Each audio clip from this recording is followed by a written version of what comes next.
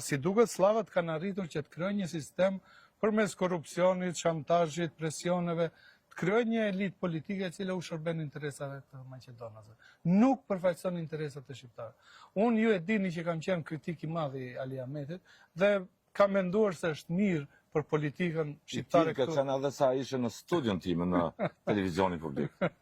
Dhe për një çështje që tek menaxhimi si duhet, interesit të shqiptarëve. Ka pasur probleme edhe atë. Dhe pikërisht kanë qenë ato kritika. Po unë nuk kam besuar se elita e re, elita, nëse mund ta quajmë elitë, që do e trashëgoj Ali Ahmetin që janë tash në qeveri vleni, do jenë kaq dop dhe kaq vazal ndaj Mickoskit.